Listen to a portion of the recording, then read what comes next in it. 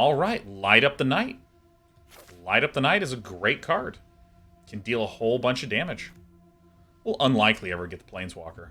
I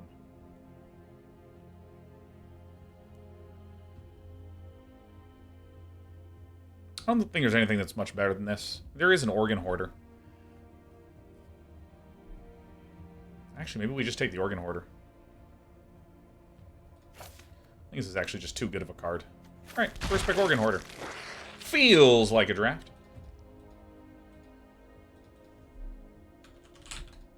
Maybe we should have played Angel instead of Second Vanquish. We would have died immediately.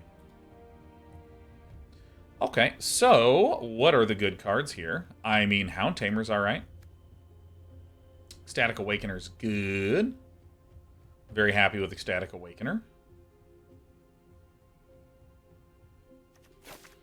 Oh, I think I'll lean towards Hound Tamer. I like a good Hound Tamer.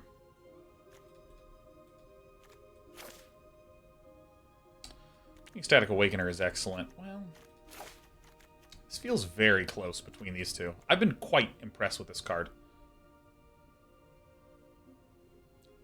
Yeah, Peregrine. If we played the Angel, they would have Moonrager Slash to kill the Angel. Then they have 4 damage on the board, and then the 3 damage with the other Moonrager Slash would have killed us.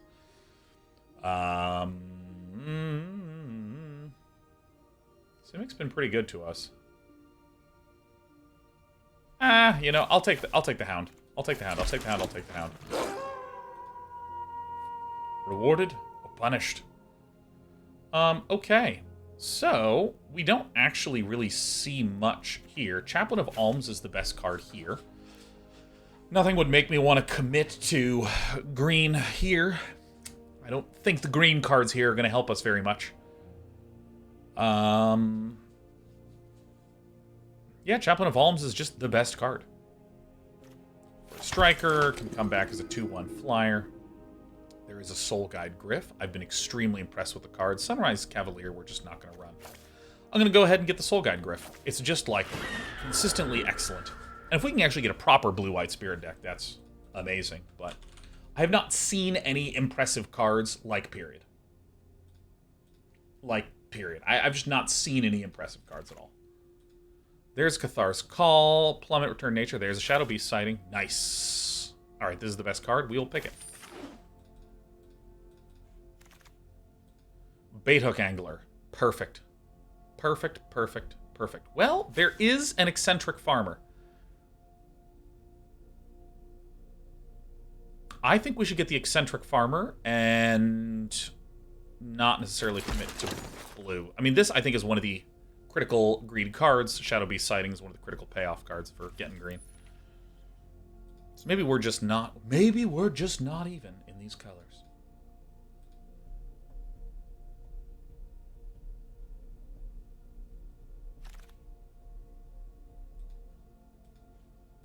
Dryad's Revival. Nice. All right. Green has been really good for us.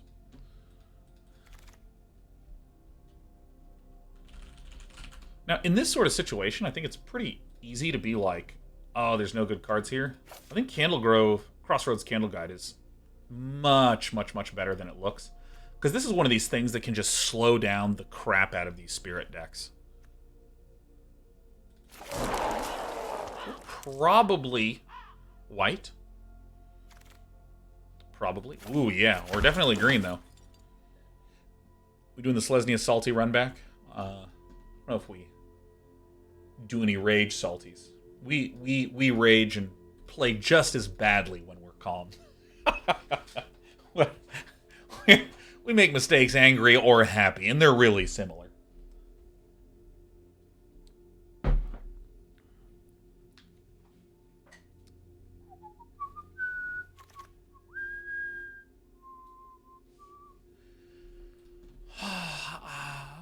I'm actually going to pick up this. This opens up the ability for us to do various splashy things. I guess Unblinking Observer. I guess, but nothing here is really that great.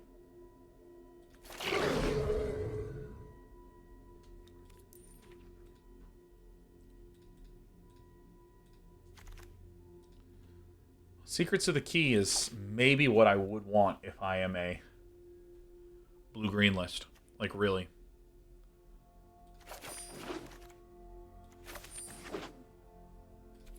So I'm certainly green.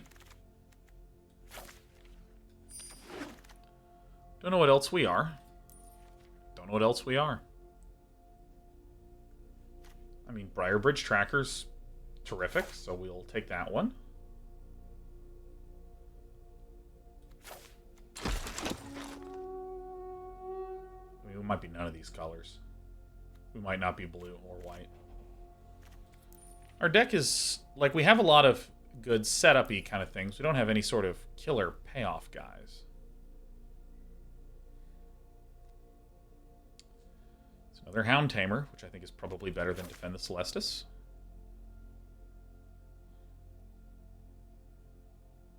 Plus this wheels a lot for some reason. There's another Soul Guide Griff. There's a Candlegrove Witch. I think Hound Tamer's better, I think. Well, it looks like we're mono green, huh?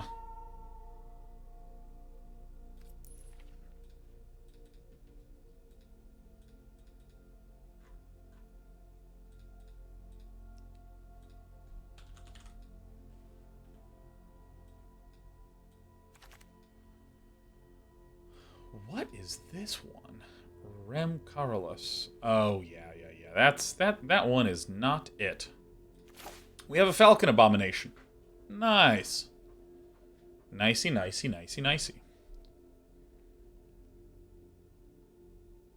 Yeah, I mean, I just think it's Falcon Abomination, right? Falcon Abomination with some Hound Tamers making it big.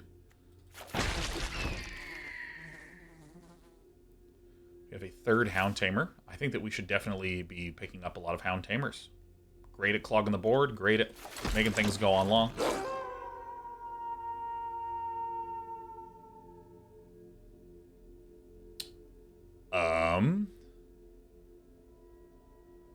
On the off chance that we wind up as white, I guess I'll take a Lunarch Veteran.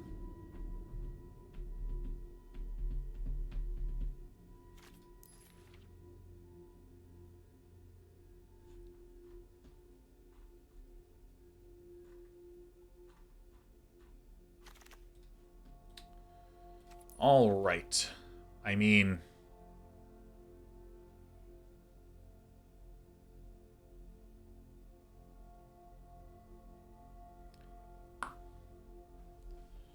I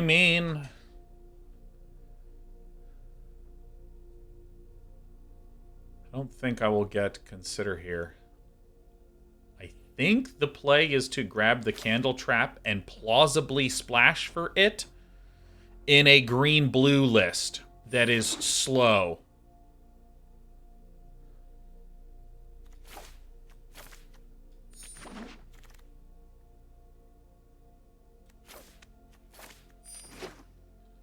I think we are an ultra slow green-blue list. I mean, splashing for Candle Trap does not even feel or sound good. I mean, heck, maybe we actually keep the Soul Guide Griff, right? Nice. This is what I want.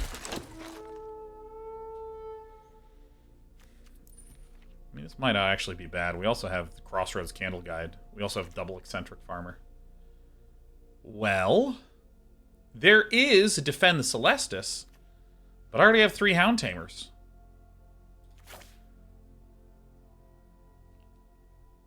I think this actually feels correct. I think that we are just good old-fashioned hard 3 colors. I'm happy to have a Silver Bolt here. Yeah, I mean, this deck looks weird, but I mean, it's pretty plain. Falcon Abomination. Soul Guide Griffs. Swinging in the skies, huh?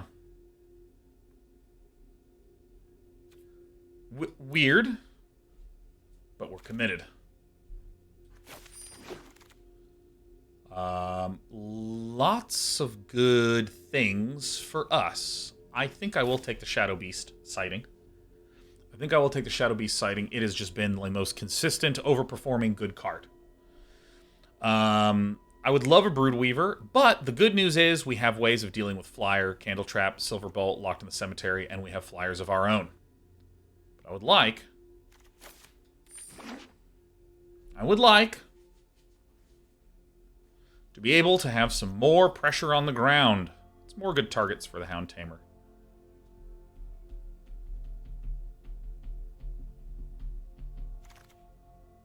Alright, we have a Covetous Castaway, which I actually think is just way better for us than the Shadow Beast sighting here.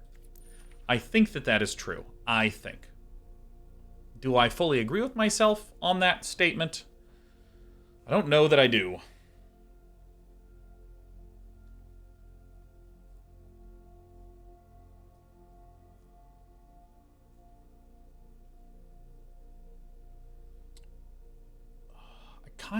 Gosh, I actually might just take Shadow Beast. Can't believe it. Can't believe I am this person. Oh my god, rewarded. Oh my god, rewarded. Oh, rewarded. Do I already have a Dryad's Revival? Don't need two of those, just need Bait Hook Anglers. Nice. Alright, everything's fine. Everything's fine. Root Coil Creeper. Alright, rewarded. Everything's fine. Denick?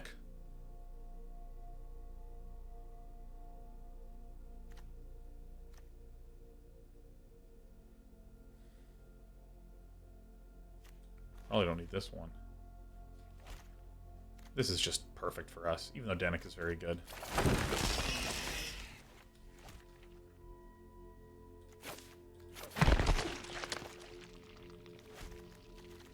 Get out of here.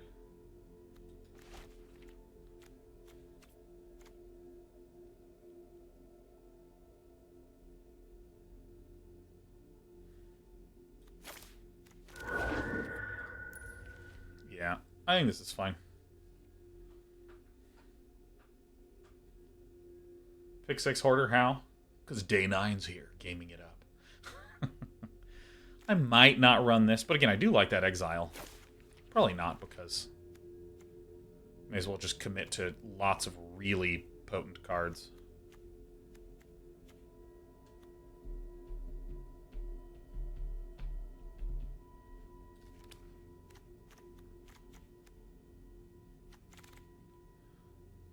Dawnheart Mentor. Unbelievable card. Unbelievable card. And I think I do want the Secrets of the Key. I think it's good enough. I mean, it's just going to make a token. And then...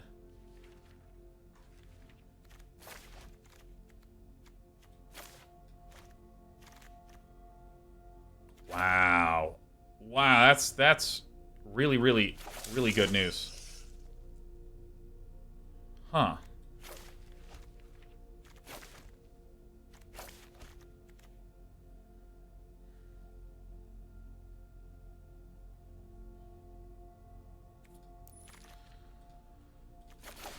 Maybe I just want 2 Silver Bolts.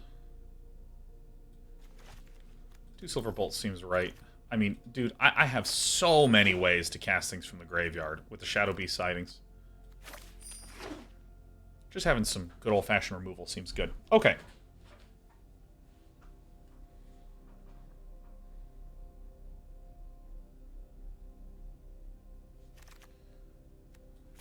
Now, I think something that I need to be diligent about doing is just playing this on turn 2. If I have a sort of weird curve. Okay. I think we know the list.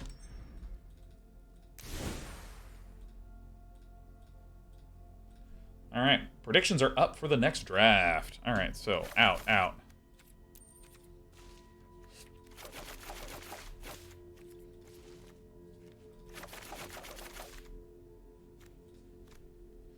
Simic Shadow Beasties. I love Shadow Beast.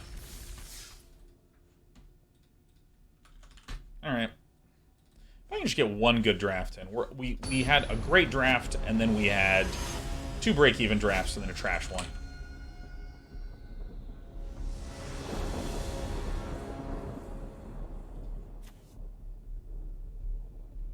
Opponent goes first. This is an excellent hand. Although I still can't bring myself to vote against Sean's Heart.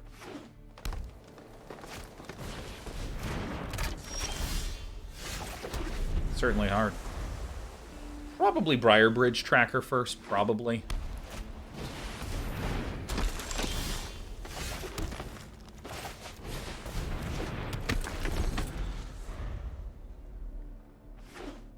Probably. If we draw a land here, I'll play this. If we don't draw a land, I'll probably play this. Actually, I might play this instead of this.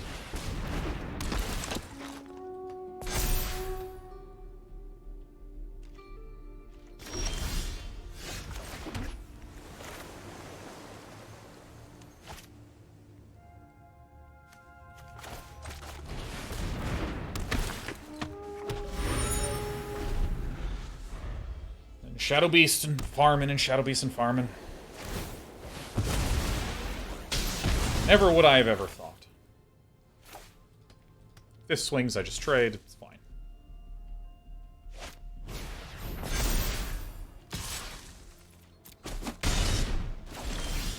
Giving me that sweet homestead courage.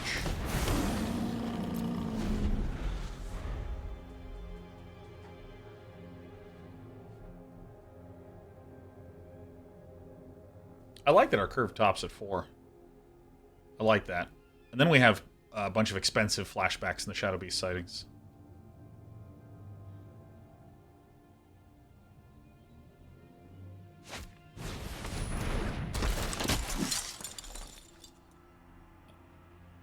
Yay, yay, yay, yay.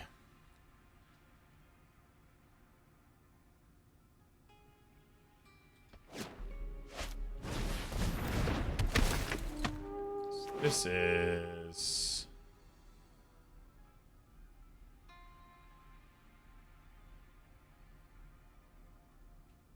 okay. This is a bit of an issue.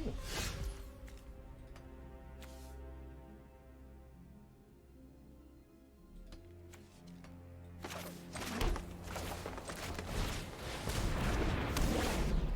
think we just have to do that now. Alright, I want to keep hitting land, so I'm going to do the eccentric farmer.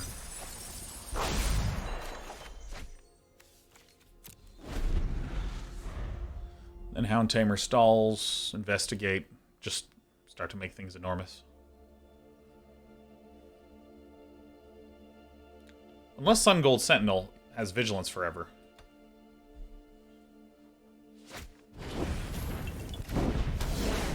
That's fine.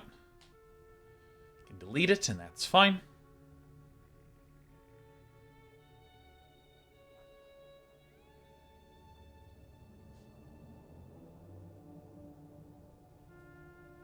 So the colors we've really been able to do well with in this draft format are green, blue, and black.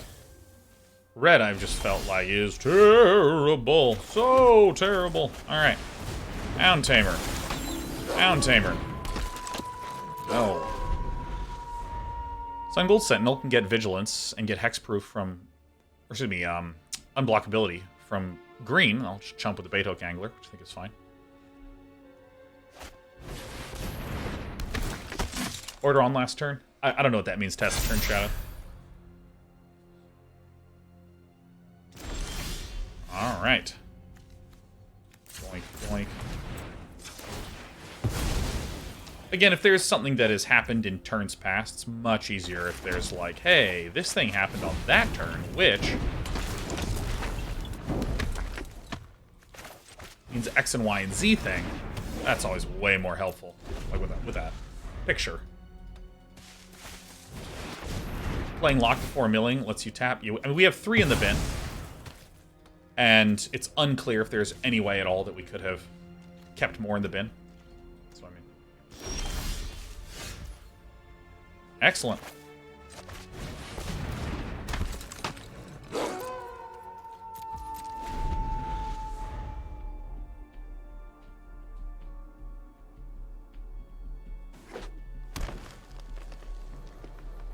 This is hex-proof and can't be blocked by. So, I mean, this game is, like, super-duper slowed down now. So I'm just going to begin pumping mana all over the place. Yep, we have a bunch of Hound Tamers. And they're going to get so big.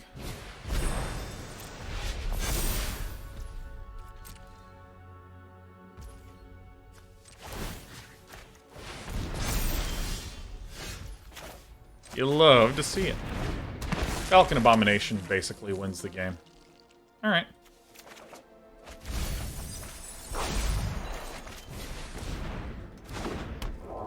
That also wins the game.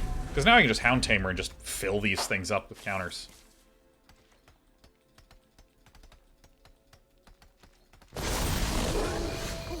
Oh, yeah.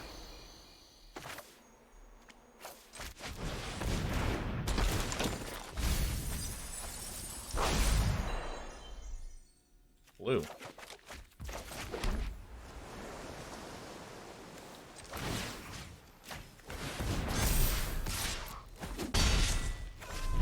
Like a good play to me.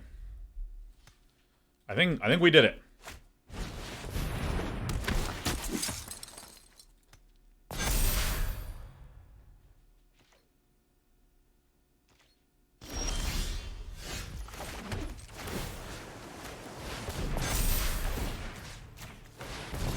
All right. Look how easy this is. We just make the bait hook angler enormous, and then we keep attacking. It's incredible.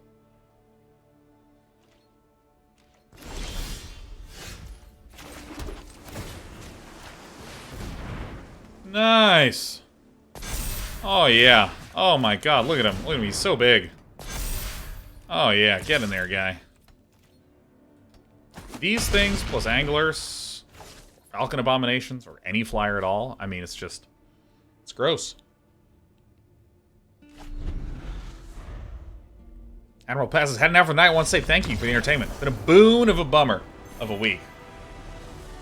It's been a boon in a bummer of a week. There we go. Sorry, I read that wrong. I was like, how dare you call me a bad drafter? I was ready to get defensive immediately. So, hope you have a great weekend, man. I am so excited for this weekend. Oh my God. You know what we're going to do tomorrow? We're going to go to the park. We're going to have a picnic, and we're going to sit in the park with Cece. She loves the park. She loves the park. And we're going to bring her home. We're going to tuck her in. That's the plan. That's the plan.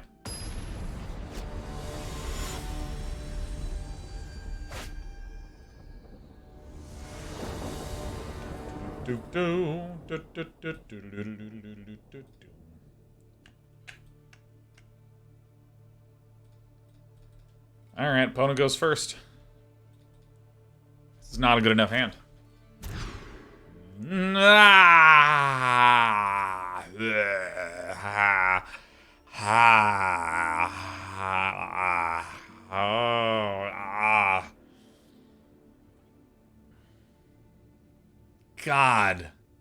God. You gotta hang on to it.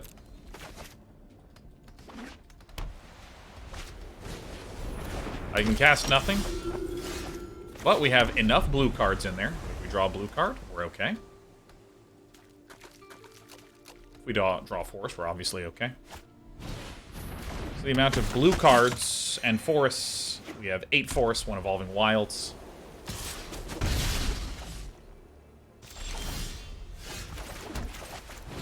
Two bait hook anglers, a falcon abomination. We have 2 locked in the cemeteries. So we have, like, you know, over half the deck is a good one.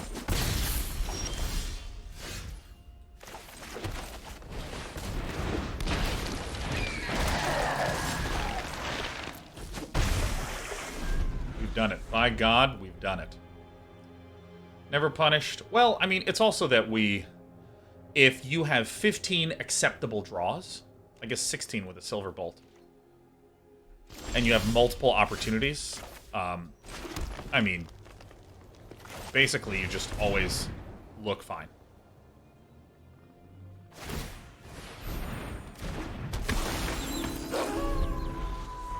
I'm gonna leave the bait hook angler on the ground because it's just a good blocker.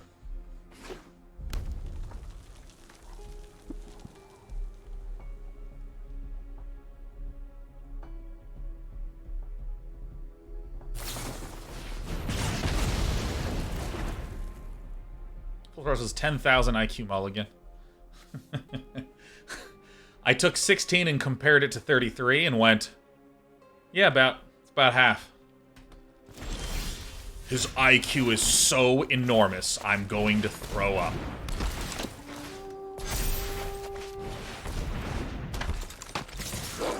Changed my mind. I'm coming in, baby. Trade with my bait hook angler. You know you want to. I will then have 2 flyers, constantly inflating in power.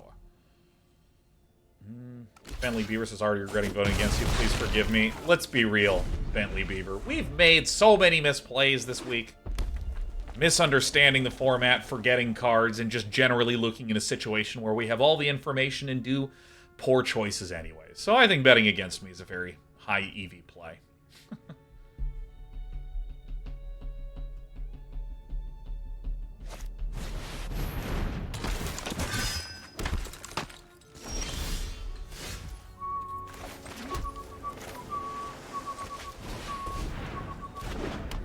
Generally speaking, I think it's better to build the board than to buff counters on one thing, especially since the Gavony Trapper can shut this down. And then if I'm in this position and I start really getting more land, I will play a land if I get it. Typically, you want to leave a land in your hand so that way you can bluff, but I'd rather just get 8 lands as soon as possible so I can begin to double counter with the Hound Tamers. James Games says, Jimmy Dowd. So he means to say, traitor! Oh, yeah. Oh, yeah.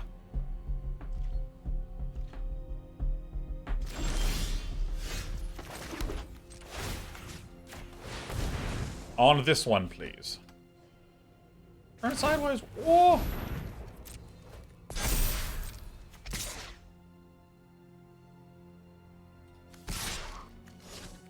Again, I think that in other formats, it might be good to just swing on in, but... Ow!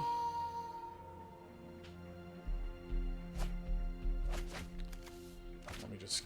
Ooh, nice. Still have not yet found exactly where Homestead Courage feels best.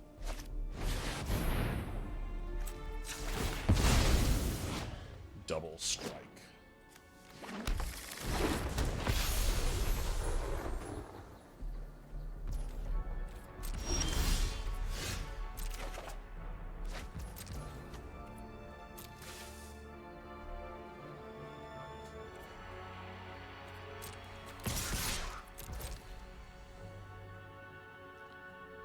Choose your villain.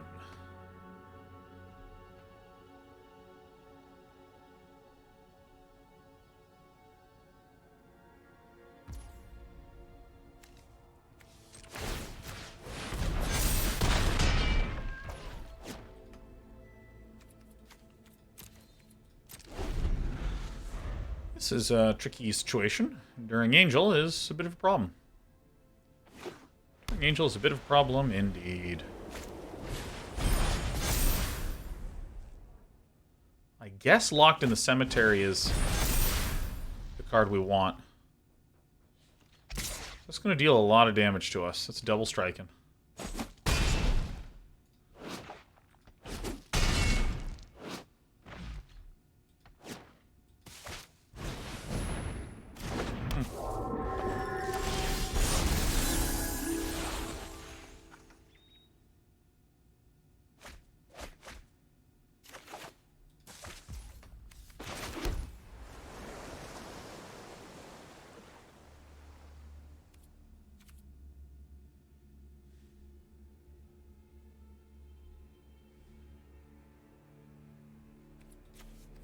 I mean, that's a pickle right there. I think we just lose to this one.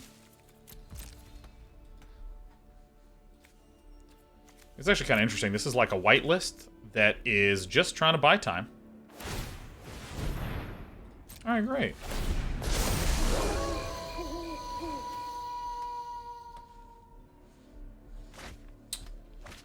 Yeah, and I mean, the Obsessive Astronomer allows you to filter, get to the Enduring Angel. I think it's just Locked in the Cemetery does it for us. Yeah. I mean... Yeah, we do lose to a flying double striker that prevents them from dying. That is true. That is a fact. And I think that there's no way that we would ever beat that. So. Stinks, but, I mean... Card's great.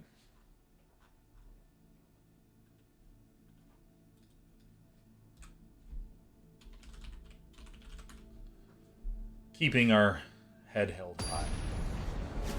We're ahead to Holden High Holder.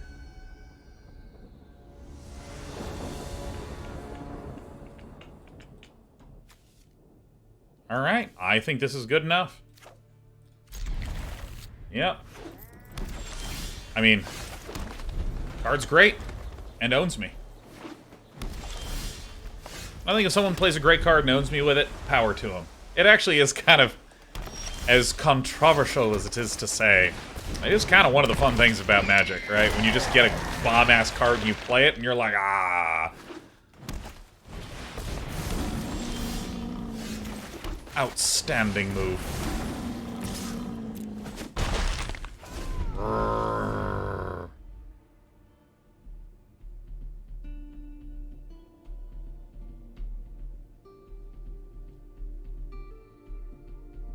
Peregrine says, literally did not know Enduring Angel existed, and then it shows up twice tonight. Dude, me too! Like, what is this card? Who makes these? Who are these persons? Oh, a Plains. White mana. Alright, well. I can see no other reasonable path than to play a Hound Tamer. Nope, not a chance, dude.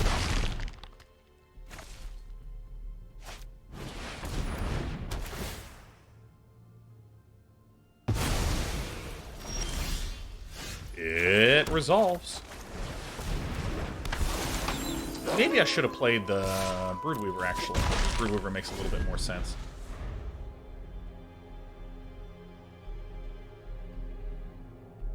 Yeah, I think I made a mistake. Because then I can play Hound Tamer next turn.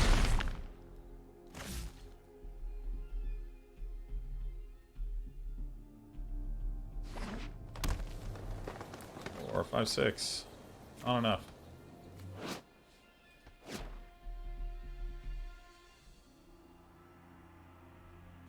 card is good.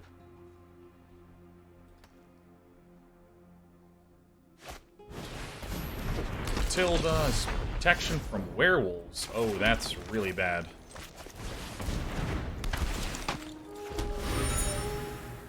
+1/+1 counter on each creature you control. Gross.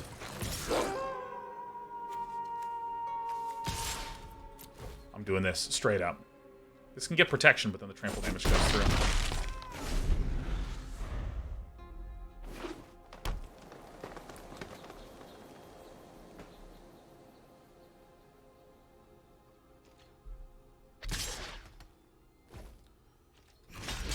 This would be amazing if my opponent had a combat trick. I literally did not see that at all, but that is okay. 1, 4, yeah, nice. Yay! We're doing a non-zero amount of stuff. We're doing a non-zero amount of stuff. Feels good.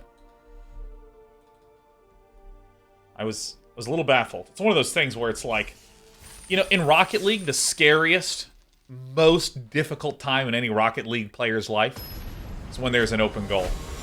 You know what I mean? When there's an open goal. There it is. Like the best possible run out. Play this for green. Timberland Guide. Play Eccentric Farm to get back the Evolving Wilds. Looks good.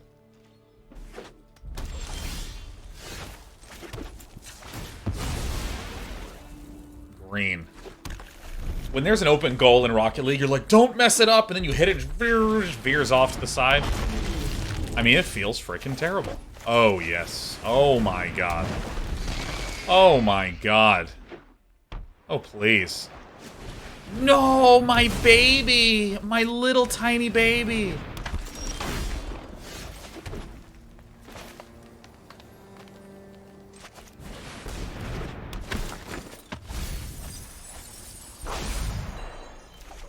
I want the Evolving Wilds because it's a deck thinger. Alright, Shadow Beasting time.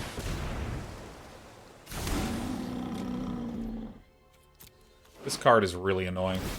And I think the only way to successfully navigate this is just being as aggressive as we possibly can.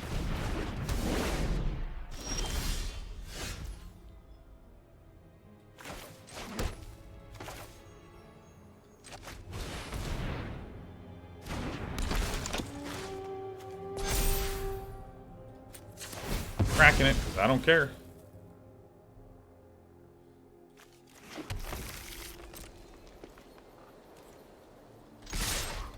Going in with damage. Alright, so here's 3. 1, 2, 3, 4, 5. 6, 7. Or 3, 4, 5, 6, 7, 8. 9, 10. 11. Alright, well.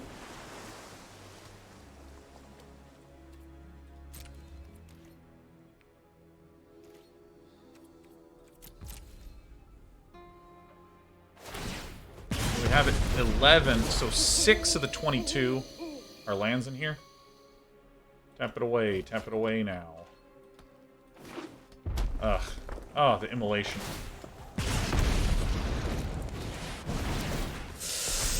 Shit.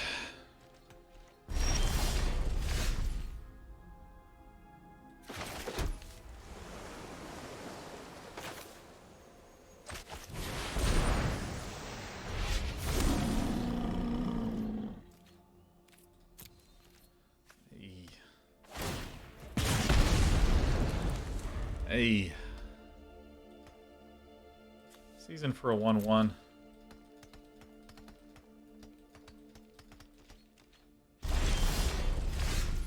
Alright, we're just getting the land out of the way is what's happening. That's all that's happening. We're just getting the land out of the way.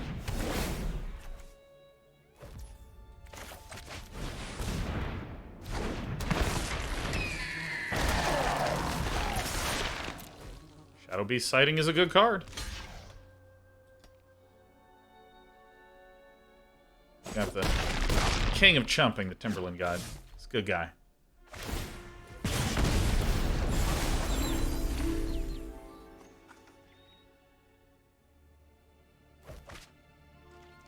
Problem is this can get untapped by this thing, which is really terrible news.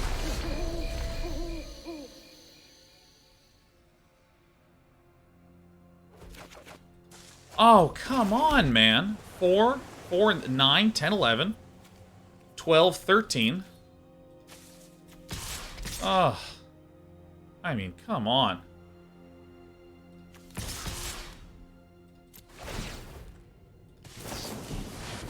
Oh, my God.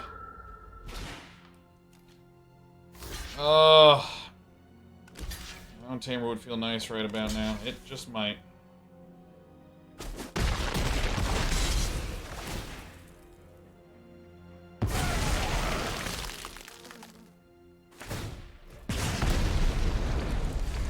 Man. Oh.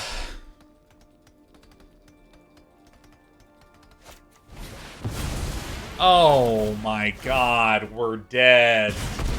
Oh my God. I fucking hate drafts sometimes.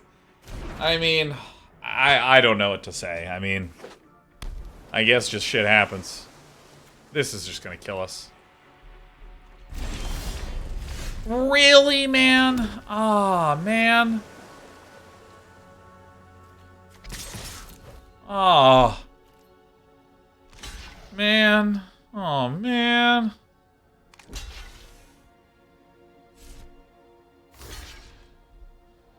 Yeah, kill the Storm Rider Spirit, I guess.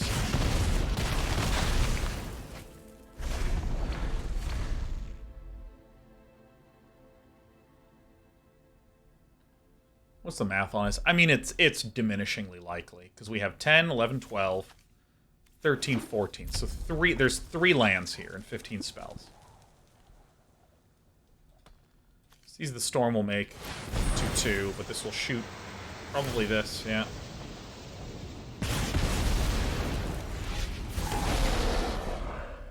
So we're not dead, but I mean, I am just like really disappointed.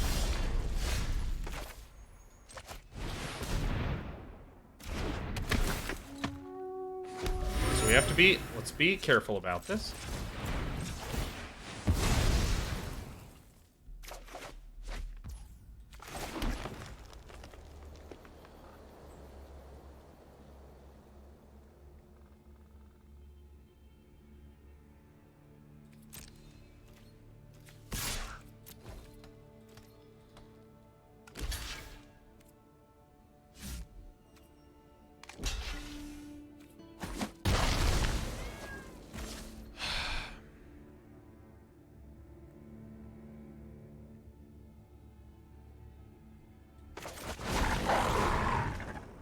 Now this can't untap.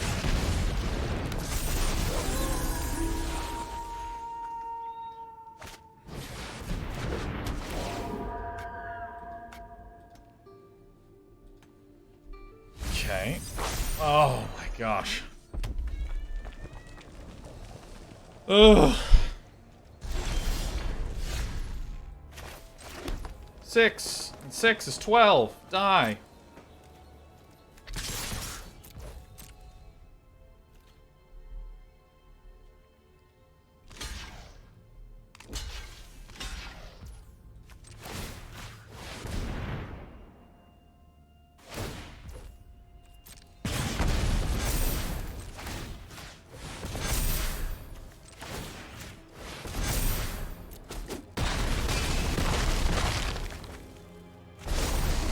Oh. It's going into my face. Even if this is spell, I think we get there.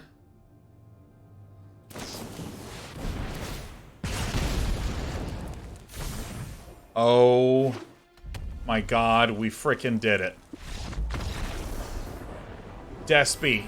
Despy, we suffered and won. Oh, yeah. Oh, my God.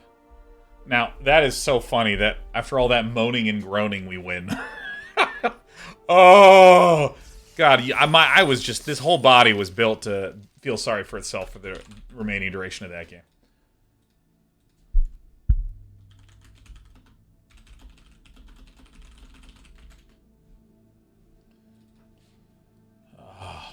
Oh.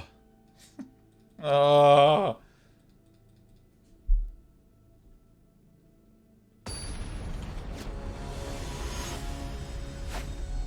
Adjusting the microphone. Jeez, man. It's the perfect opening hand. Oh, that game was so freaking hard. I think the Hound Tamers were good pickups.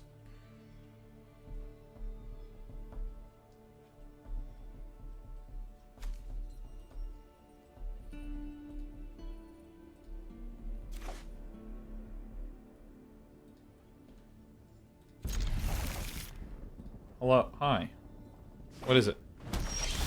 Is it that you love me? Do you just love me so much? Okay. Alright. This shoulder now. Yep. Left shoulder is better. I agree.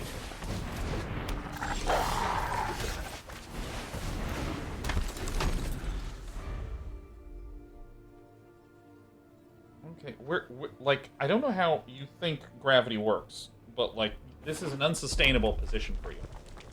I mean, maybe it's good. Little baby.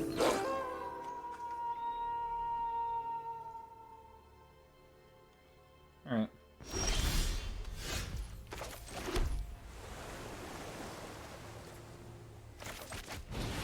This is probably right. Then we crack this for green, and then play the eccentric farmer and get it back. The Pro 944 says, "Hi, Sean, drunk fan from Sweden. Just wanted to say that you're a big inspiration to me, and I love your content. Love from Sweden." Well, love right back to you, the Pro. Hey, make sure you're getting some water. Make sure you're having some water. All right, is this how we want to live? Is this how we want to live? Let's see. It is the Pro. It's 7 p.m. here. You're 9 hours ahead. 9 minus 5 is 4. So that means it's 3:50 a.m. over there.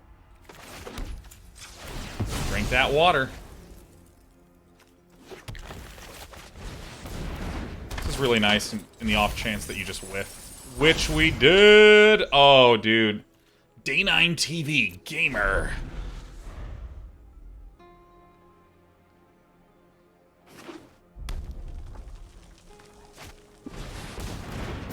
Village Watch. I mean, if this swings, it's just like...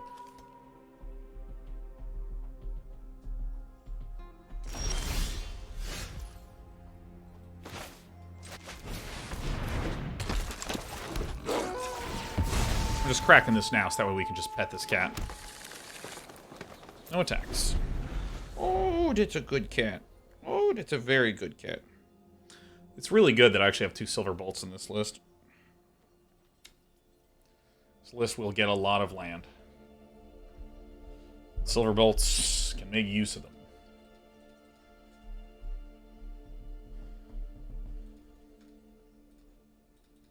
Betting Despy's clearly more important. I know. Oh my god, it's JF Wong's phone is sweating over here. Oh. Oh, sure.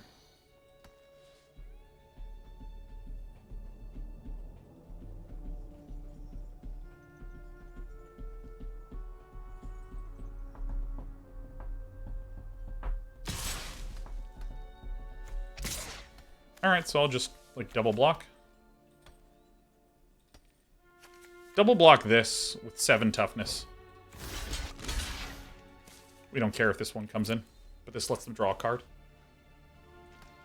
Opponent has a combat trick. Opponent has a combat trick. That's okay. Nice. Very, very, very, very, very, very good.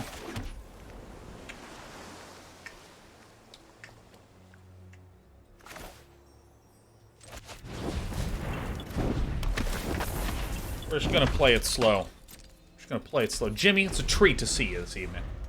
We have just not been doing the best job in our drafts. We get 7 wins or 1 win. That's kind of how we've been going. I don't think I've gotten a single 5 or 6 win draft ever in this format. We keep making this format seems particularly sensitive to throws. JF Wong's believes we got the world-renowned Day 9 to take us through the pain. Well, thanks, Jimmy. There is a struggle. There's a professional hurdle that I have to be very careful not to overcome. I have to be very careful not to overcome. I have to be careful to overcome. Very careful to overcome the following malady. I am very good at emoting. So if I'm, like, really grumpy, I can completely handle my own frustration. But my god, if I'm emoting frustration, you'll feel it.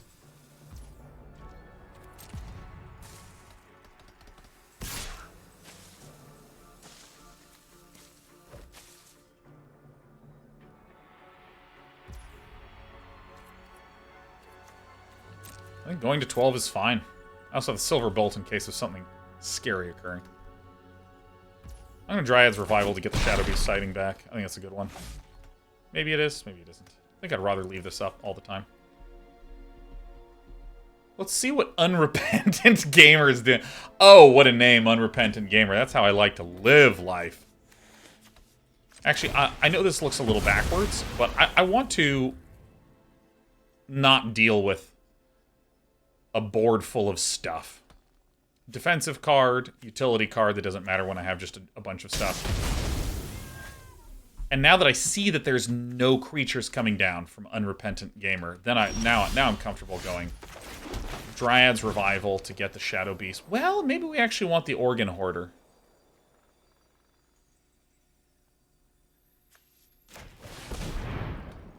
I didn't realize that thing was in there. But we're gonna get that thing.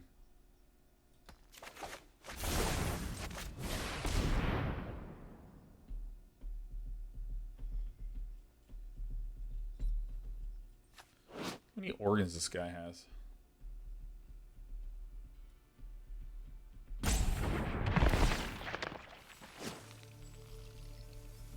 Shababa 1989 says, "Ooh, Bangler." Oh, it says, "Did you ever finish Psychonauts 2? So final score on the game overall. You know, I actually have feelings about Psychonauts 2 that are very similar to my feelings about Psychonauts 1. In Psychonauts 1, I felt like it felt very uneven as a game. Like, there's some extremely high-quality level design, there's some extremely high-quality platforming, there's some extremely high-quality world building, there's some extremely high-quality dialogue. But the pacing consistently felt a little funky to me in both of those games.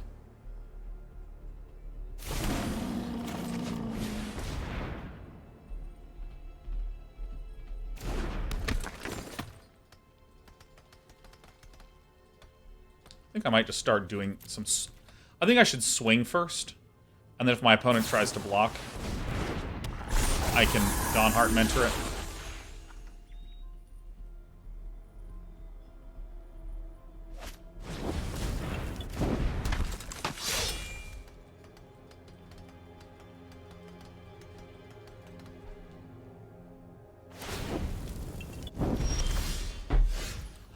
We've done it! Yeah, alright, cool. Bam, there it is. We are doing it. Yeah, so, I mean, I think that, like, it's a really interesting experience to play the game, to play Psychonauts, because, I mean, I'm in this sort of, like, pseudo-open world area, and then I'm in a really tight platforming sequence, and then I'm in a cutscene that's voice-acted, and then there's a really beautiful artistic sequence of platforming that's not difficult, but is expressive. You know, and then we're introduced to a completely different world that's very visually striking. Like, and I'm not quite sure how I feel about that unevenness.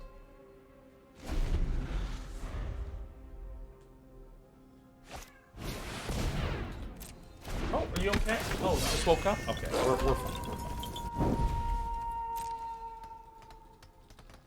Honestly, I'm not sure why we didn't attack a little there. Well, the only really good candidate attacker, I think, is the Hound Tamer. And there's just really good blocks. I mean, I could buff it, or I could have the Dawnheart Mentor, give it +3/+3, but still, I don't want to lose it because my long-term win condition is this. The long-term win condition is this right here.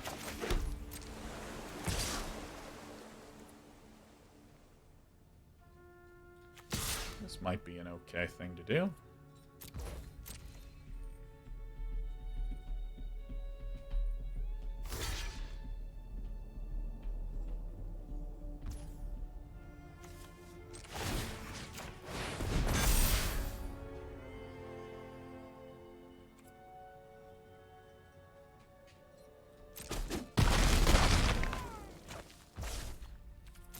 I'm just going to give myself the flexibility on the Untamed Pup.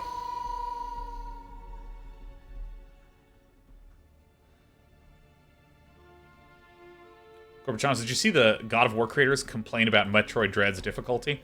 I think difficulty in single-player games is a fascinating topic, because if a game feels too... So, first of all, let's... what would be a good comparison?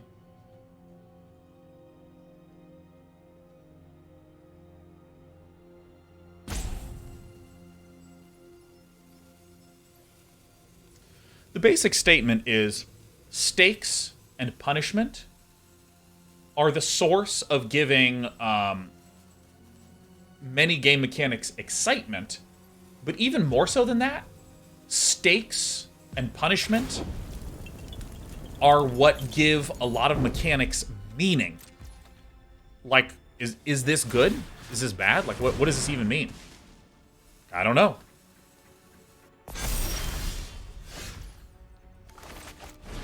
Hello.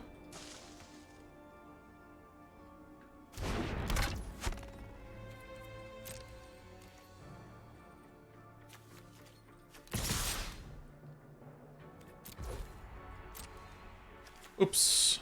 Well, it's actually okay. Before blockers are declared, no!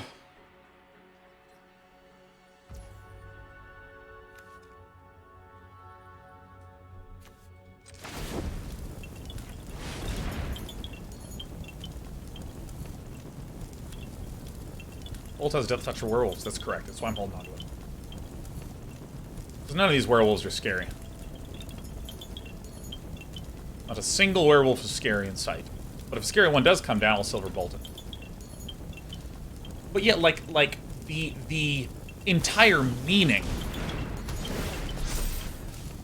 Yeah, I'll trade. The entire meaning behind decisions have to do with the stakes. So, for instance, a simple example would be in Dota, the fact that you have a mana pool is what causes you to care about the mana cost of things. Like, oh, this is a 50 mana spell. Oh, this is a 200 mana spell. Huh. Okay, so I can cast this one a lot, and I can't cast this one very much. Like, it literally gives your brain the ability to understand stuff. And so, for instance, when you have, say, Metroid Dread. In Metroid Dread, there are enemies that are unkillable. It's one of the core type of enemies in the game. Each section has one of these unkillable enemies. So in each section, you have to just run away from them. And some of the early ones are about the same speed as you, which forces you to just be deft at jumping and rolling. But then there is an enemy that is like 3 times faster than you. So if this unkillable enemy detects you, he just sprints for you. And is scary.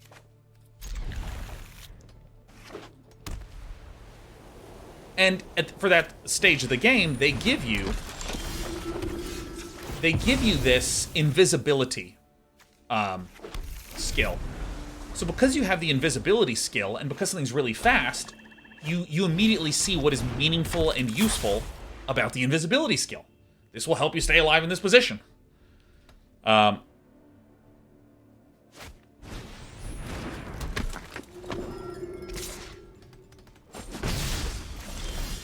And of course, I haven't gotten much farther than that, but at the very least, it gives meaning to this new invisibility move that without this kind of difficulty, this kind of challenge, this kind of punishment, you wouldn't feel.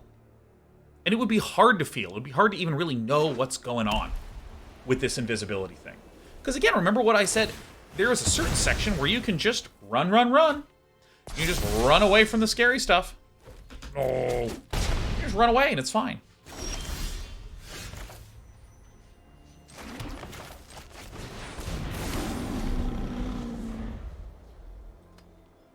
So if there was, if the dev said, here's an invisibility move, and then you had another one of these unkillable monsters, and you could just run from it very calmly and very naturally, well, that doesn't feel very interesting.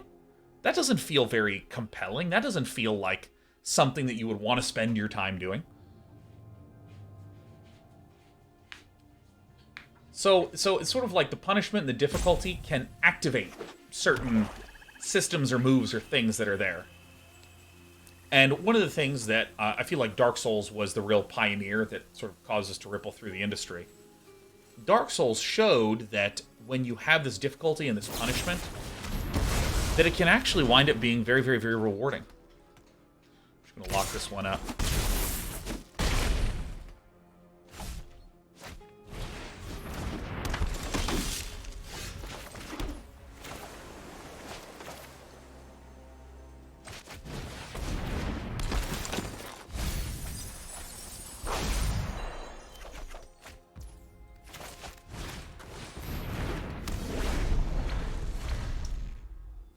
This sort of like difficulty and meaning and challenge and overcoming. I mean, it's like really, really, really, really, really, really fun. It's great. It's cool.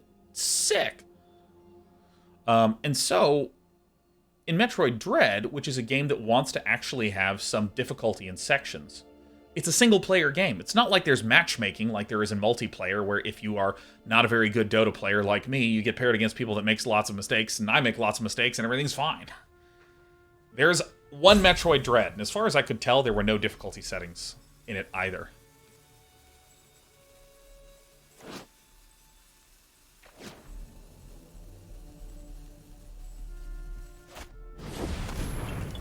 So the long and short of it is that I find it very interesting the ways in which devs and designers talk about difficulty in single-player experiences. It's like, really, what's the right approach there? I think it's super fascinating. It's super, super, super fascinating. Because the simple fact is that people are different skill levels in games. No matter how you try to tune the balance of it. In the same way that, like, if you say, here is a Platinum League StarCraft player that is going to, we are going to pull his brain out, plug it into the mainframe, and anytime someone hits play against the computer, is going to play against this person. Every Grandmaster is going to find this diamond level AI super easy. You got it.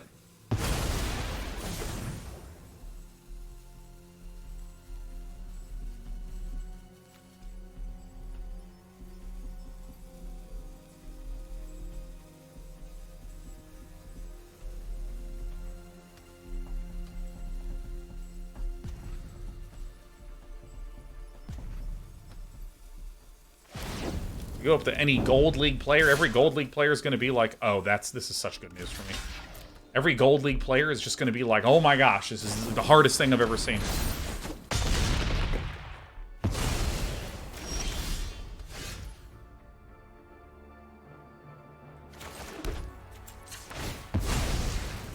Alright, land. I'm here to get them all. So, we only have 5 lands left in the whole deck.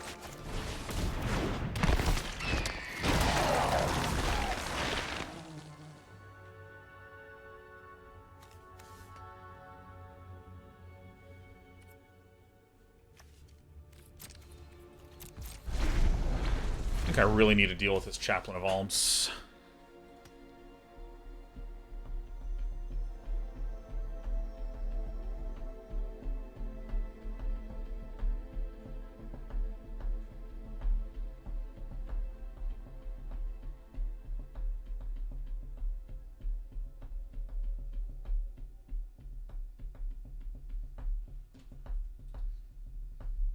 You know, I don't know why, but every Friday evening when I'm playing, my viewership is always at its lowest Friday, starting after about 5 p.m. Right after that point in time, viewership tends to go down a little bit. And it just warms my heart to think it's because it's the weekend, you know?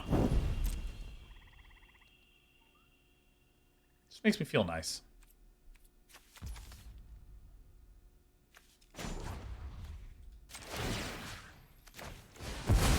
Welcome back!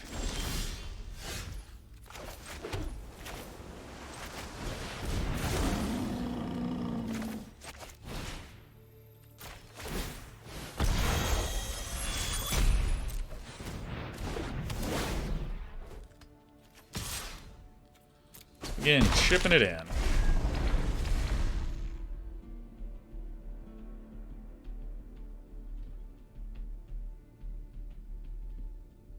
Always makes me feel nice. People are just like getting off, starting their weekend. A lot of times people tune in during the weekdays if they're still at their shift or if they're home and they're just tired after a work day. Everyone always burns a little extra midnight oil on Friday, you know what I mean?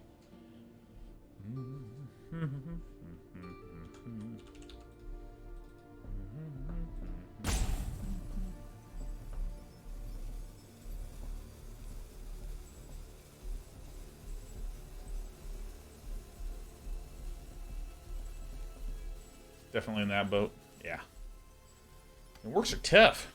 Fast turn strategies. I appreciate these Friday evenings as I'm doing assignments. Thanks for the good times. Man, we got you. Beginning with enchanted players, upkeep, they lose 1 life and you gain 1 life. Oof. Do we have a way to deal with this? I think that this is game. I think this is game.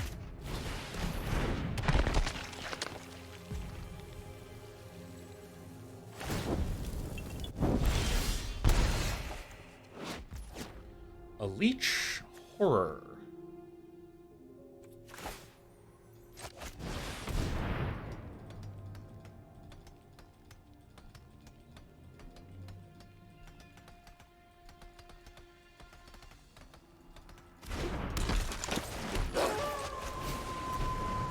I think I need to force this to turn.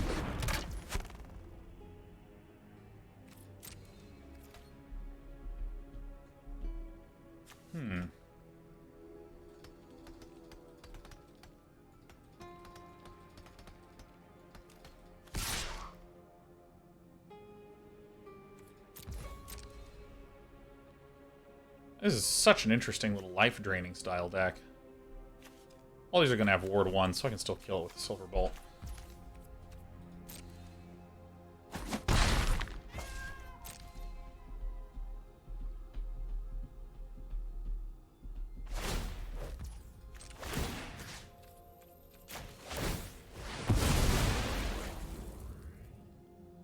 Hey, this is at the beginning of Enchanted Player's upkeep. They lose a life and you gain a life. Okay, so Hound Tamer in the air. Or Hound Tamer can deal with the air. And I think I might just have to pass the turn. Or something like this. Obviously, Shadow Beast. Getting more Shadow Beasts on the ground feels fantastic. Just feels, oh, so fantastic.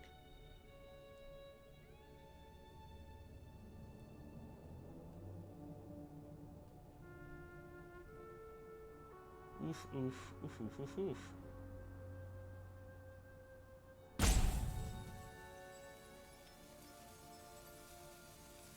Josh says, seems like in today's drafts, you're a lot more successful both in matchups as well as learning experience. Yeah, I've actually been feeling pretty positive about a lot of things drafty-wise here. So we pass the turn. We're just going to be a little turn-passing person.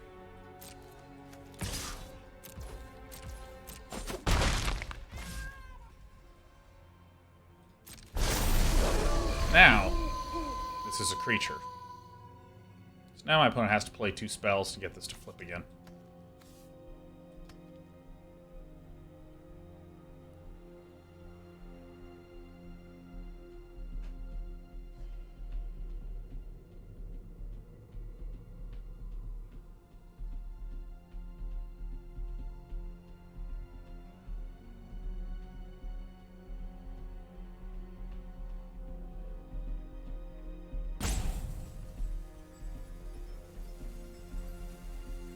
La la la la la.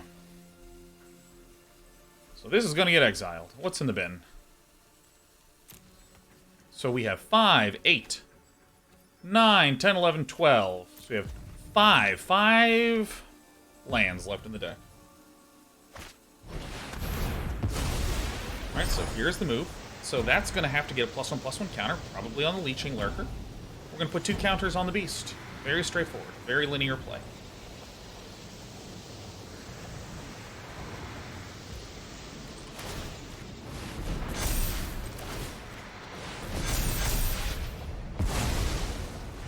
And away it goes.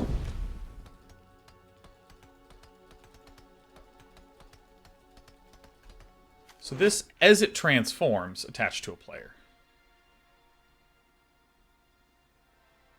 I don't exactly know when the transformation... Does the transformation happen before my upkeep? For instance, if I played 2 spells... I might actually have to leave this back a few turns.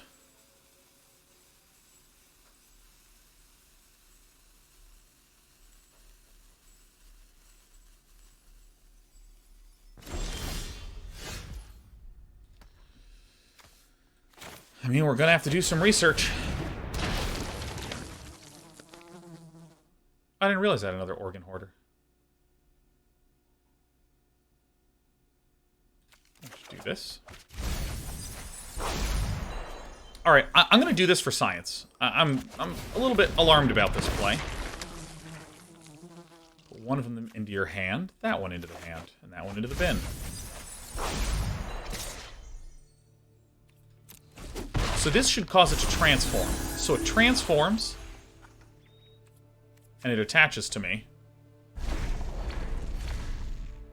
Huh. I'm still not sure what's even happening here.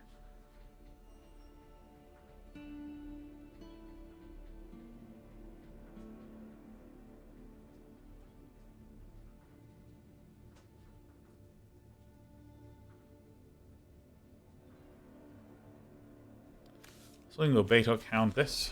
Do I have any life gain in this deck? I'm not super sure. I'm not super sure. So Bait Hook, Angler, Hound Tamer, Briarbridge Tracker. That's got to be how we do it.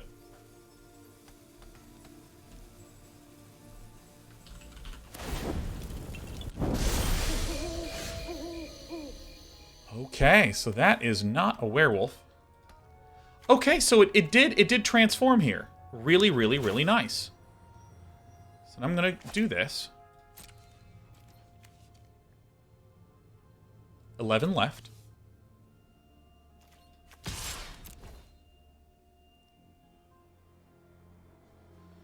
Hey, Smitten Kitten. Hi. Hello.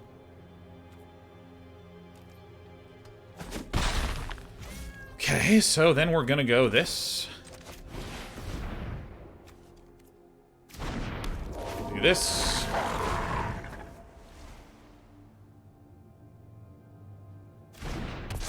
We're going to do this. And then I'm pretty much going to be spending all my mana putting counters on the Hook Haunt Drifter and the Falcon Abomination. Trying to win in a few turns here. We have a removal spell if that needs to happen. 1, 2, 3, 4, 5. 5 and 5 is 10. 10 and 3 is 13. 17 minus 3 is 4. So there's 4 guys here. Sure. We are more than content with that. Okay. So this sacks to get rid of this. Okay, so we will need to kill off that one.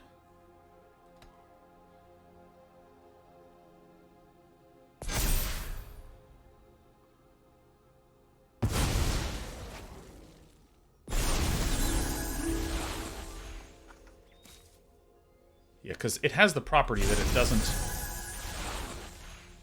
nice. It has the property that it doesn't untap during its controller's untap step. They kill it off before that, so it untaps.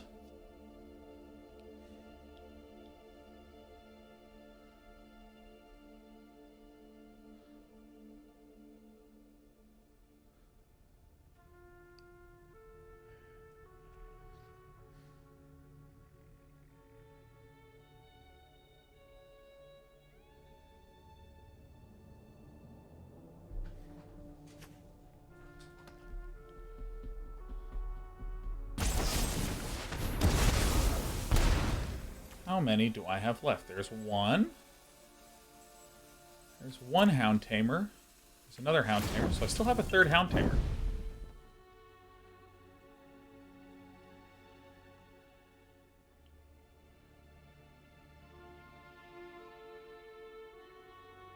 I think I have to block this.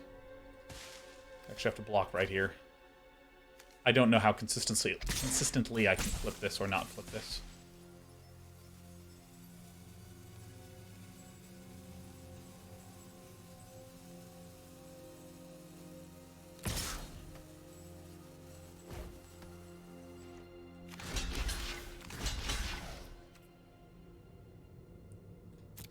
Flash of Faith will save it no matter what.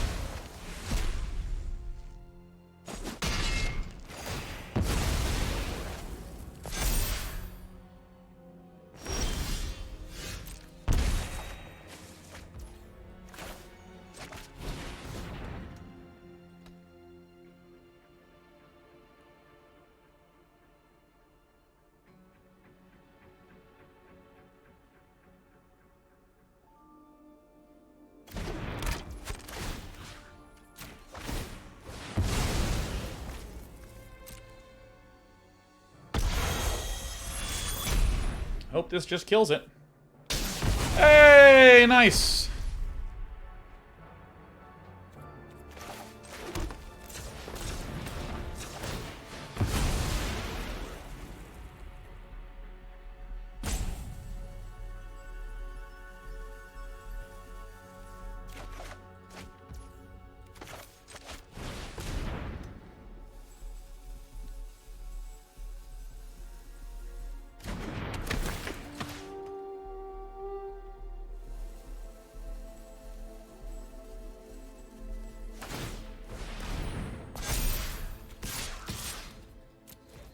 Okay.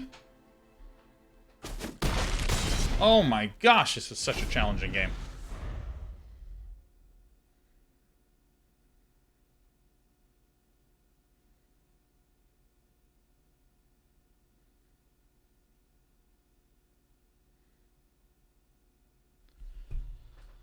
Oh my gosh.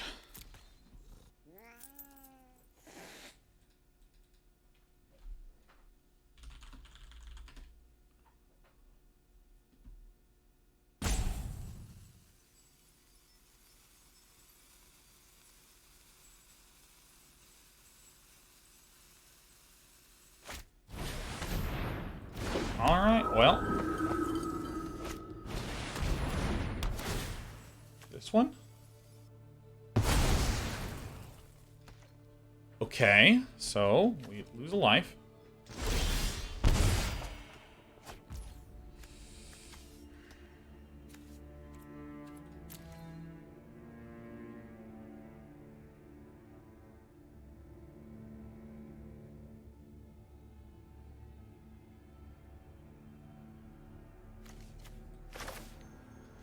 I think this is how we win.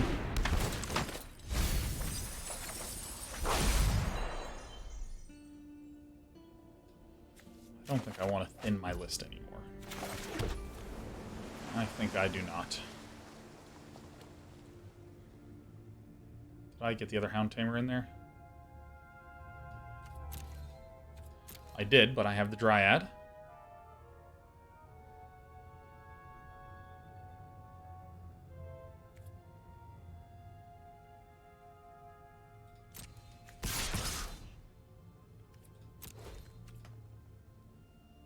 We have the Bangler, but I'll wait a turn to do that. Be a good way to make it go from night to day again.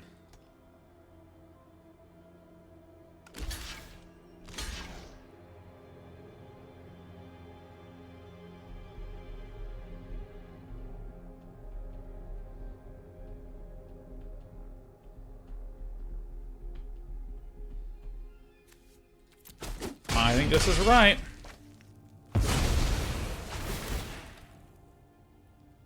Oh, that heals. Fuck. Don't mill yourself to death. We are dead in 5 turns from this, and we have 5 cards left, so they're actually similar in pacing. We're getting ready for some big swings. Swinging in is fine. We have a Bangler.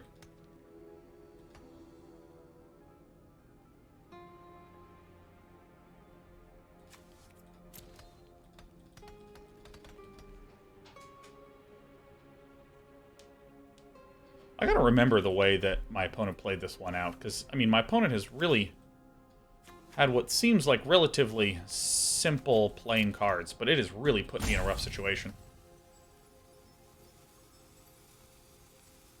So, I mean, we have Shadow Beast Sighting and Bait Hook Angler. These are fine plays. I don't think we have a single heal in this whole thing. Nice. Nice. Nice, nice, nice, nice, nice. Okay, so. Bait Hook Angler, right? Right? I think this is right. Yep. Easy.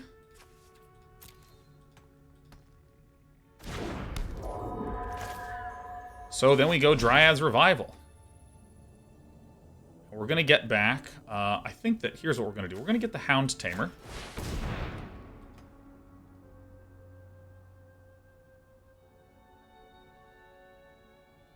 Is there an instant speed kill a thing in a graveyard? Yeah, there's the Rotten Reunion. So we're just gonna do this, and then we're gonna pass. Okay, we're just gonna pass. So now we've sent it back to night again. And then what I'm gonna do is we have. Yep, that's totally fine. If I swing like this thing's flipping next turn.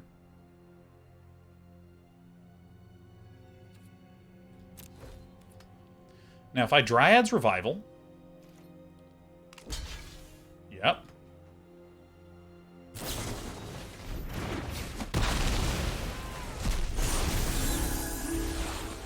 Remember that this creature doesn't die. It goes to exile. So then I can Dryad's Revival to get a Shadow... What's it called? Silverbolt.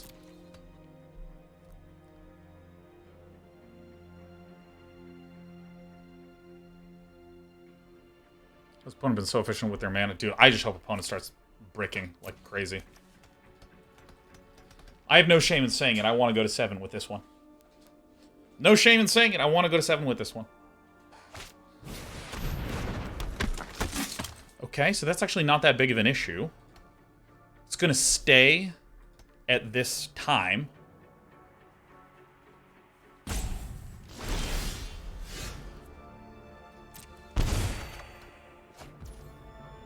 Ooh, that's...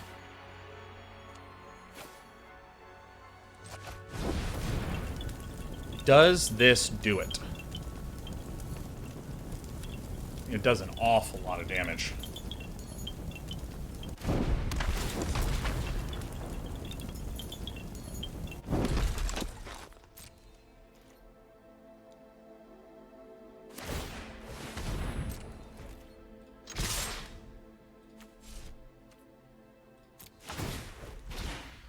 No blocks work.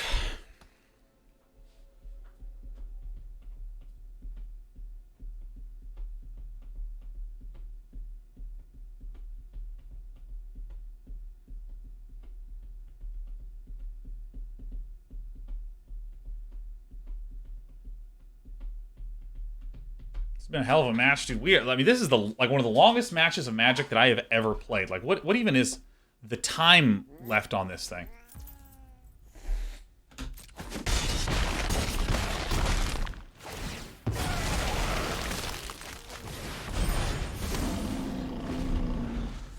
This is what I got.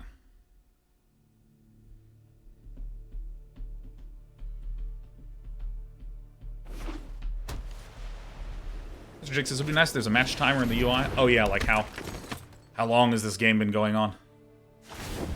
Oh, we did it. We did it. Holy crap, man.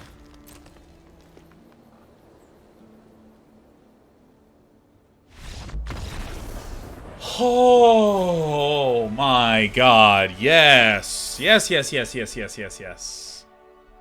Jesus. Wow. Tennyson said I had to subscribe. That's... Wins like that are how we make the bread. And there it is. The believers have it.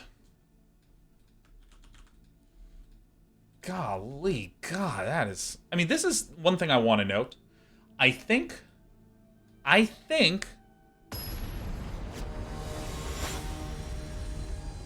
that in the same way that these have been really thin, long games, I think many of our... as I would describe them, throws. Many of our throws, I feel, have been the result of one error in those long games. So I think it's about playing it unusually carefully.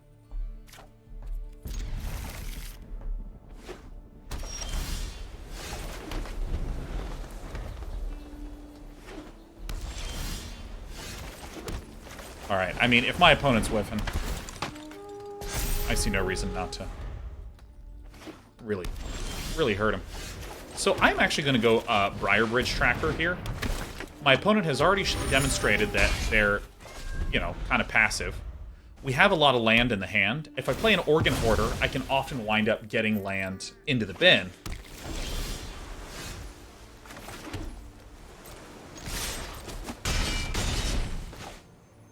And with the Organ Hoarder putting some land in the bin, this can increase the probability of that. Sure. My Eccentric Farmer played at a later time is good. Although we just won this game. Gene says things about playing it unusually carefully. Goes on to keep two-lander. Two-landers are actually very, very common and good to keep most of the time. Especially when you have a 2-drop and a 3-mana play that finds more goods. 1, 2, 3, 4, 5, 6, 7, 8, 9. Yep. I mean, this is one of these positions where I'm sufficiently far ahead that I'm going to get this one out of the way to be able to deal a bunch of damage. Yep, easy.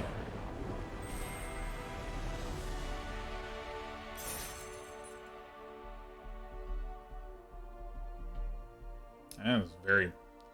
I think last game was like 40 minutes long. Like, I started streaming on Twitch in my career around the time that first game happened. Like, I just got out of college when my first game happened.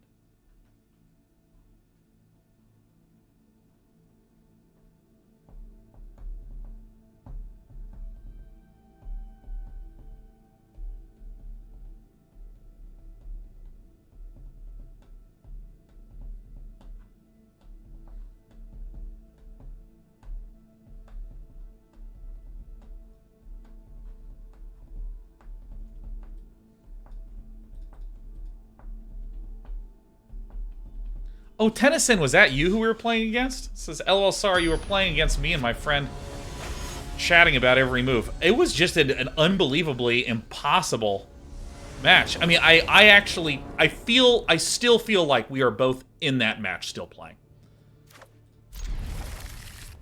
My God. I do not know how you did so much with such little mana.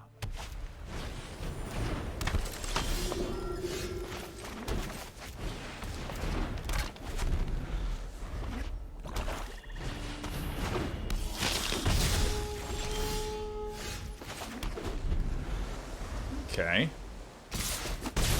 Depending upon what rolls out here, I might actually just... Nope, I'm just going to Eccentric Farmer.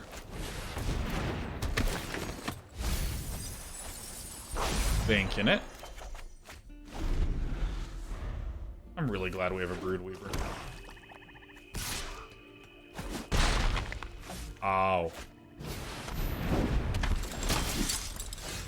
Dual-craft trainer. Okay, well. Not gonna mess around with this one. That's for certain. How many do we have in here? 3? Ambitious Ferment. Probably...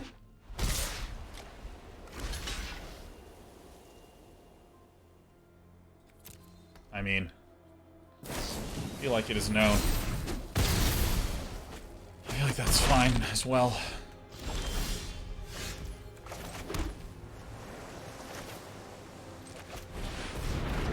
It's better to play on turf here.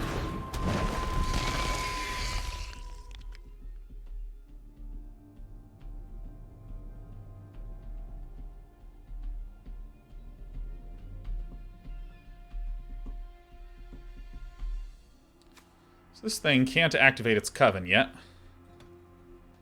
Vampire Interloper is going to swing in. I have a Brood Weaver.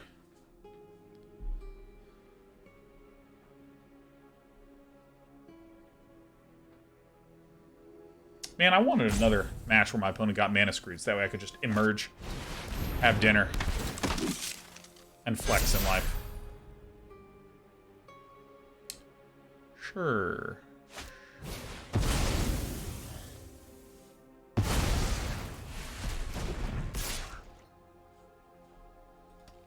Sure.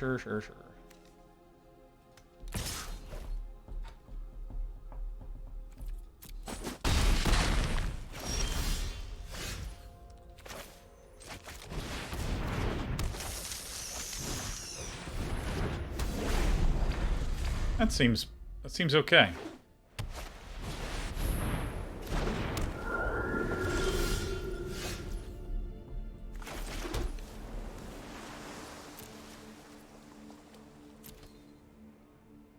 All right, let's play some stuff here.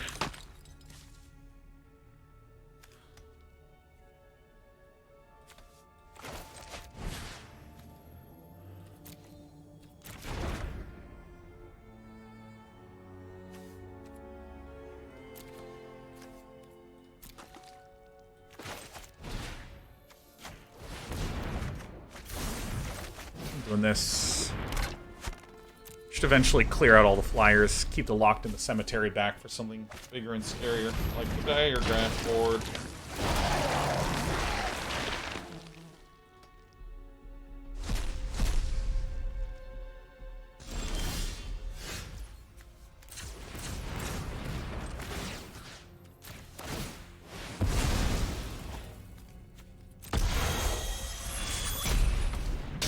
All right.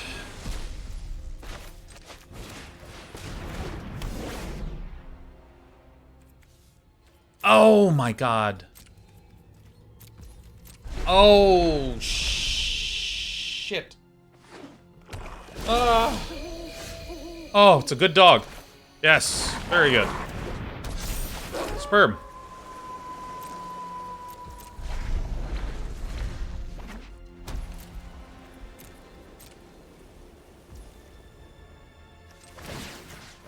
Go ahead and get this thing big enough to block stuff.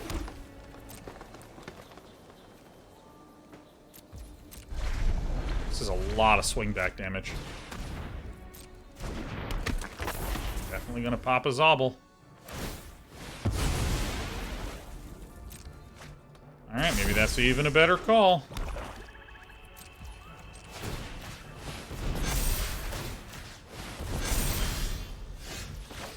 That's a really good one!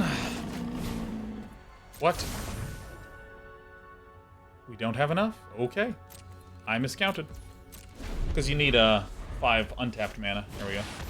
Liessa! Oh my god, we are so screwed! Oh my god, Liessa? What? I mean, holy crap. Alright, time to buff the Broodweaver, I guess.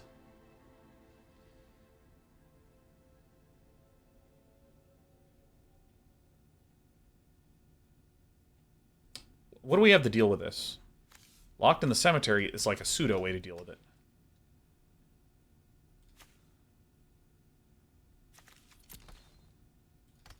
Holy crap, this one's really good. We're battling. We're battling hard today.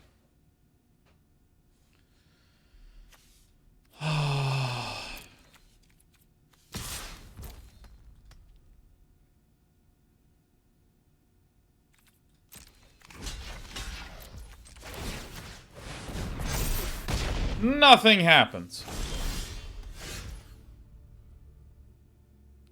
We can sack this to get Dryad's Revival, and use Dryad's Revival to get locked in the cemetery, but if we get locked in the cemetery, I'm not entirely sure what our long-term play is. I'm gonna do this. We're just gonna stall.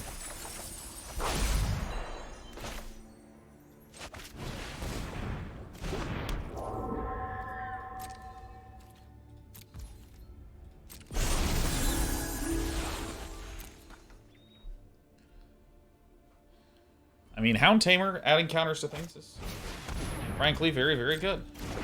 Oh, that is just... I mean, this is just the worst thing that has ever happened ever. Probably anywhere in the history.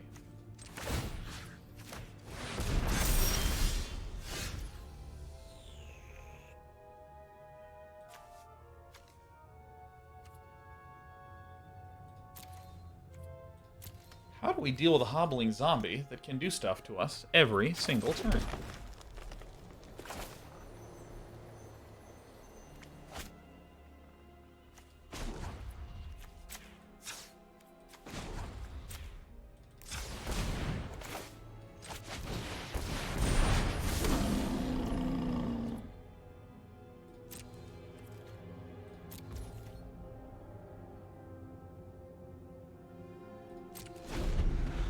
Pretty easy to trade with a 2/3.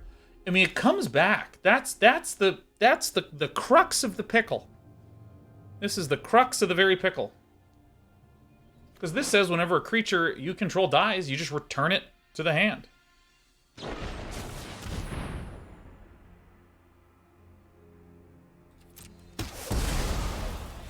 Another way to describe it, it's... Why did it get exiled?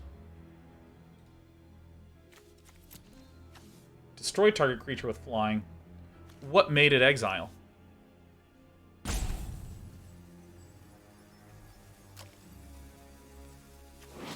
the non-token creature you control dies. Fuck.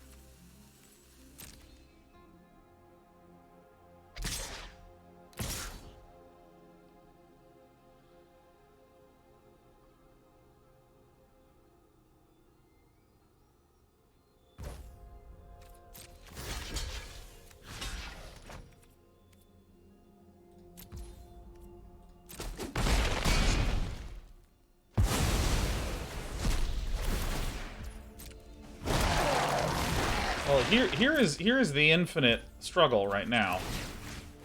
It's 3 damage right there. So unless I get...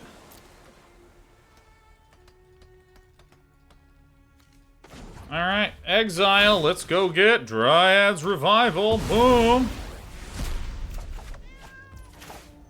Dryad's Revival, here we go! Let's get locked in the cemetery, boom, there it is! Stay tapped forever. Alright, and that's what I got. That is what I've got. This guy's gonna be a problem. This guy is gonna be a problem. Along with one of these, I guess.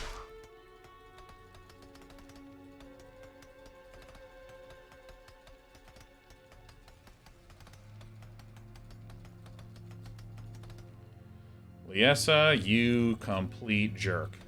I mean, I guess we just try to grow our Haunhook Drifter and pray.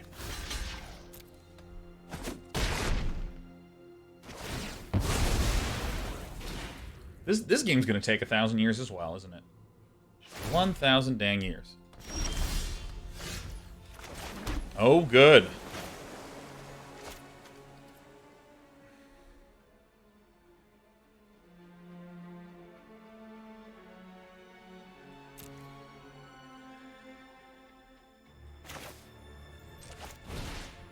Falcon Abomination. Falcon Abomination.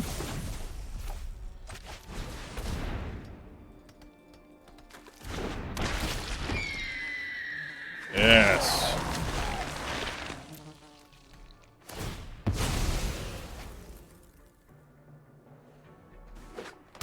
$16 cards left. I have 12 cards left. Yeah, recursion, tragically, is not going to be it.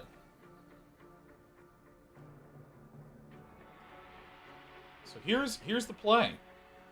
We are going to just begin swinging in. Falcon Abomination. Hopefully get somewhere with that. My opponent can also do something like Ecstatic Awakener to kill the Diregraph Horde, get the Diregraph Horde back, replay that, or some such nonsense.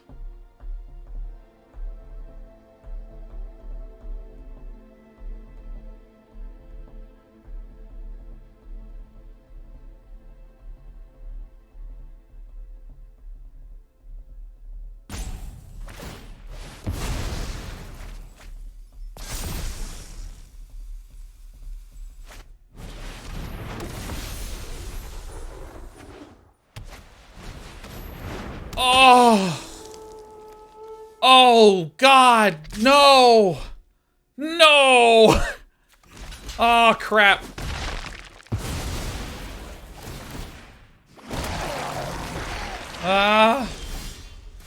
Diregraph Rebirth. Oh, I feel so pathetic right now.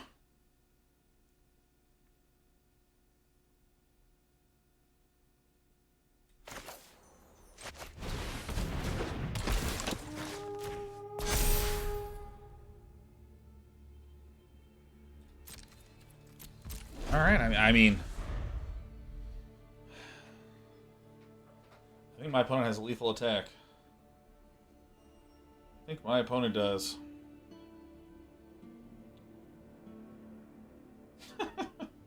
We are screwed. Hey, question. Have any of you watched the new TV series? I know you did last summer. We watched the first episode last night, and that was pretty fun. Double Strike? Who are you giving Double Strike?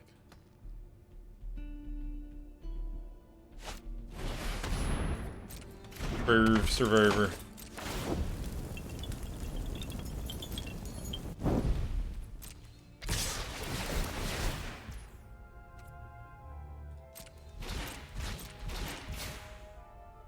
Well.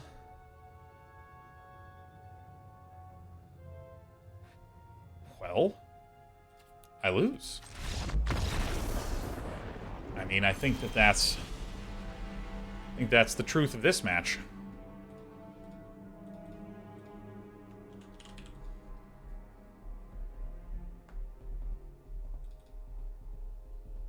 All right.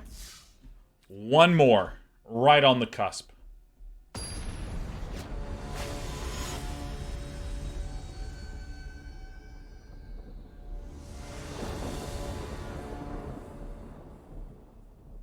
All right. This is it. Okay, we actually have a near nut draw. Yay, an opponent that isn't doing anything. I love it.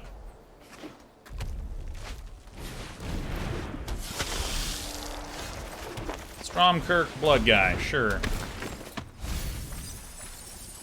I'll take this back. If you want to shoot that, you got it.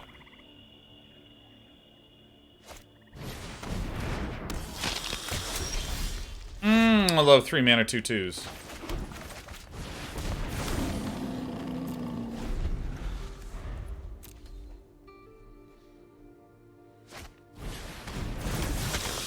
Hungry for more? Does it have Death Touch?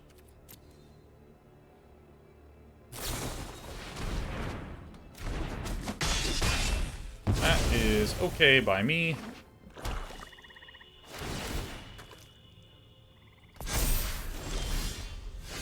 Okay.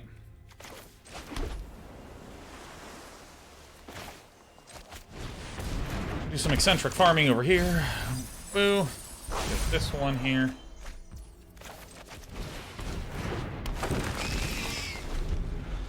I mean, this is shaping up to be a pretty indestructible run. If you have a combat trick, you have a combat trick.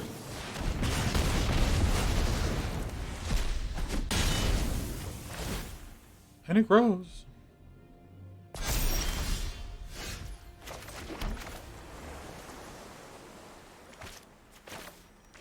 Not quite, huh?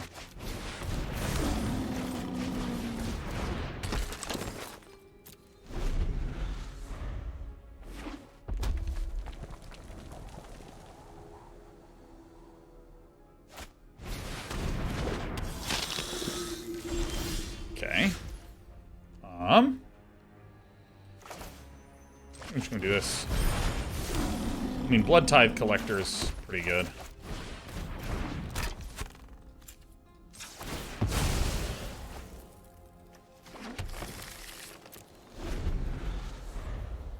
Blood Tithe Collector kind of means that we're just going to start taking damage, and then it's just going to be getting bigger every turn due to the Stromkirk Blood Thief.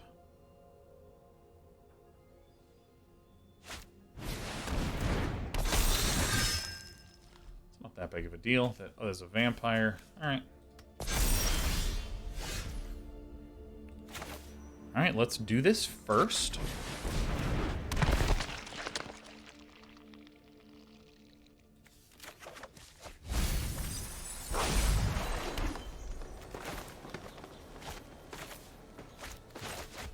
I do like this, actually.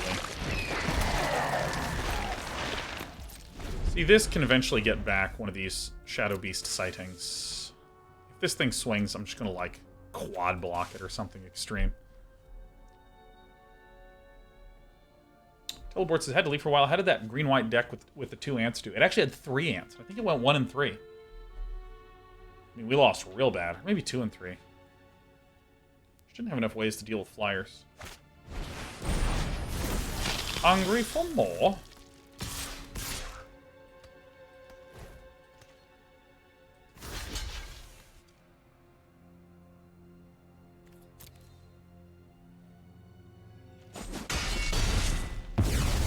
Actually, I think I should have blocked with the beast here, because then I would have been able to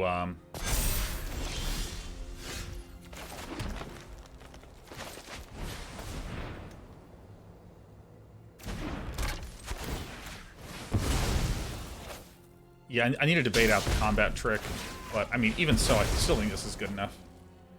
I just highly doubt there's a way for my opponent to deal with this.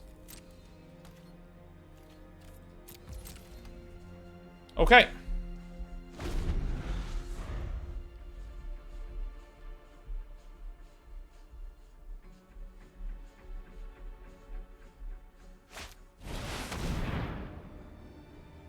What? Oh my god. I mean, alright. I mean, I guess that's game. Aw, man.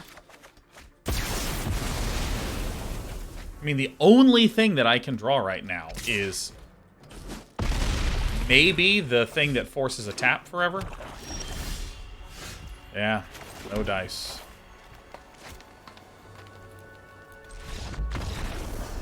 Well, I mean, we did our best. We did our best. We did our best. And we made some progress. Not as fast as we want, but, you know, I still think that next week we might be able to just keep plowing along and get there. Just tough games today. Just tough games all around. A tough format.